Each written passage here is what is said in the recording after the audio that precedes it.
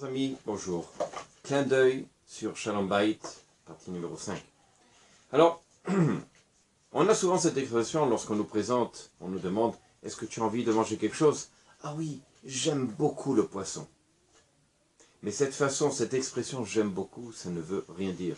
Parce que si on aimait, eh ben on verrait le poisson dans la mer, dans l'étang, mais pas dans une assiette. De dire « ça me convient », j'ai envie de manger du poisson, c'est une chose. Mais aimer, en fait, c'est, on n'aime pas le poisson, on s'aime soi-même. Alors, c'est le problème, effectivement. La notion d'aimer, c'est donner, partager, faire tout pour son prochain.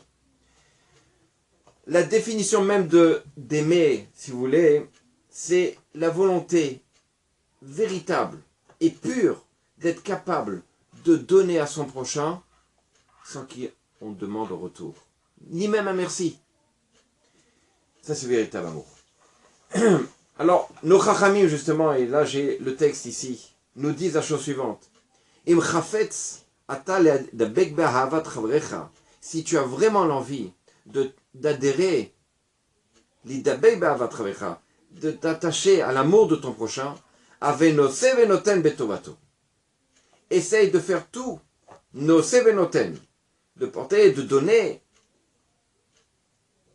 betovato pour le bien de son prochain. Ça, c'est ma sechet derech eretz. C'est-à-dire quoi? À l'inverse de ce que nous, on nous apprend, et ce qui est connu aujourd'hui, c'est que la notion d'aimer, c'est surtout la notion de qu'est-ce que je vais recevoir?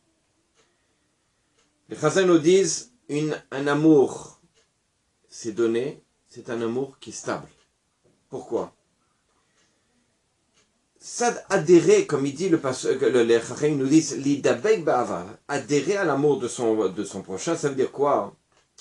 C'est aimer son prochain au plus profond de soi. Ça veut dire quoi?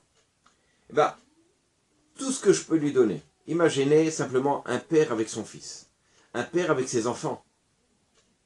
Même si son fils, il n'est pas bien, il ne travaille pas bien, il répond, c'est pas pour autant qu'il va le jeter dehors.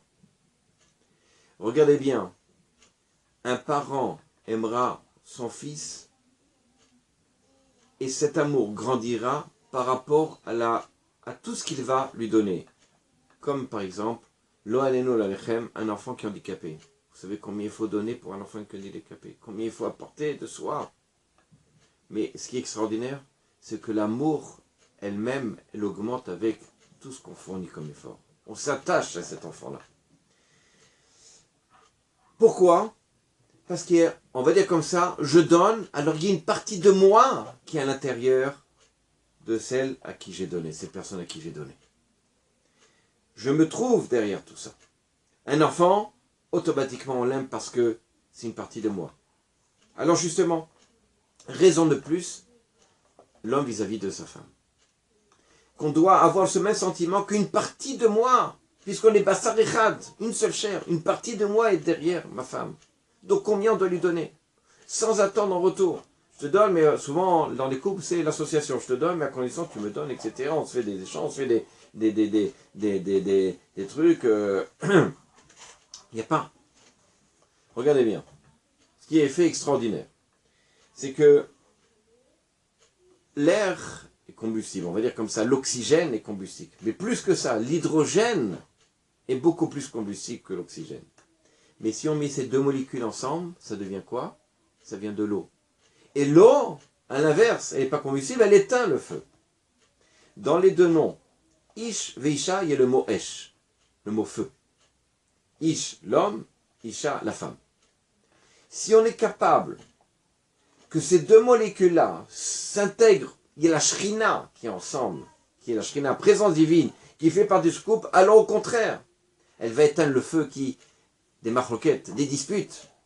Mais si on n'est pas capable, imaginez, vous mettez l'oxygène, l'air et vous allumez, ça fait une bombe extraordinaire.